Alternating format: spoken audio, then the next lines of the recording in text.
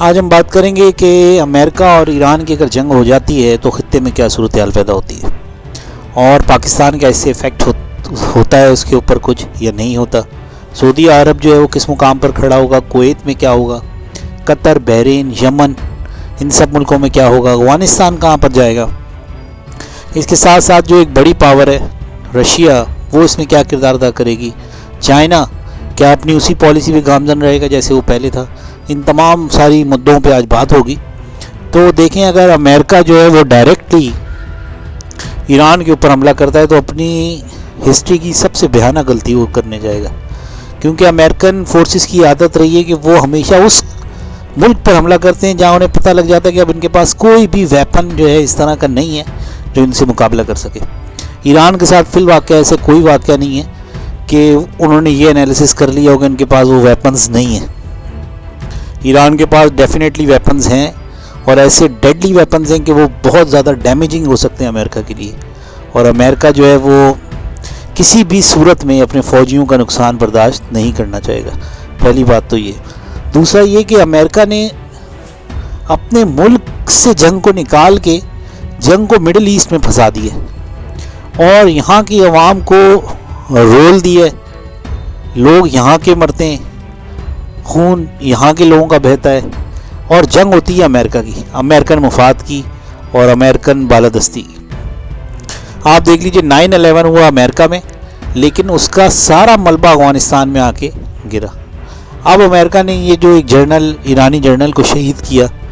اس کا سارا ملبہ middle asset میں ہی یہ ساری گیم اور یہ ساری کھچڑی پکے گی۔ امریکہ جو ہے جہاں پر کنٹری ہے، سولو کنٹری، جو ایک علیحدہ سے ایک کنٹری پڑا ہوا ہے، وہاں تو کچھ بھی نہیں ہو رہا، وہ تو سب ٹھیک ہے، وہاں کوئی نظام کی گڑبڑ نہیں ہو رہی۔ تو کہنے کا مقصد یہ کہ امریکہ ہمیشہ سیف گیم کھیلنے کا عادی ہے، اور ہمیشہ اس طرح کھیلتا ہے کہ کم سے کم نقصان اس کو ہو، اور یہی وجہ ہے کہ امریکہ کسی بھی صورت میں ایران کے حملے کو افورڈ نہیں کر سکتا اور نہ ہی کرنا چاہے گا، اور وہ ایسی فورسز کو درمیان میں ڈالے گا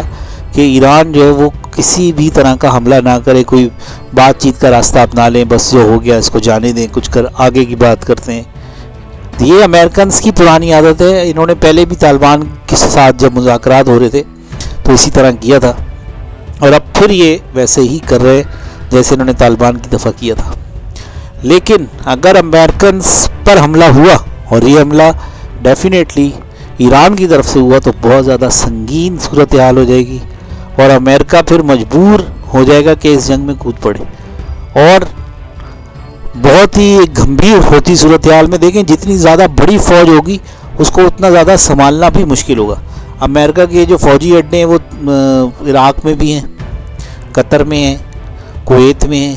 یمن میں ہیں، سعودی عرب میں ہیں، افغانستان میں فوج بکھری ہوئی ہے۔ اس ساری بکھری ہوئی فوج کو ایک تنظیم کی صورت میں منظم رکھنا بھی بڑا امپورٹنٹ ہوتا ہے، اور امریکہ کے لیے مشکل ہے کہ ان سب کو ایک تنظیم کی صورت میں وہ اکٹھا کر کے رکھے،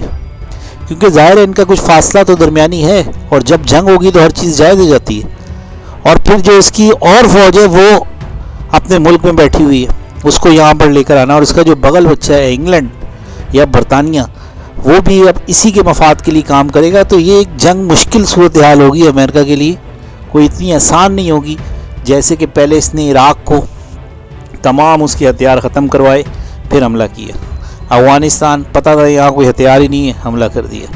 کسی ایسے ملک کے اوپر ڈائریکٹ اٹیک نہیں کرتا امریکہ جہاں پر اسے پتہ ہو کہ ان کے پاس ہتھیار موجود ہیں،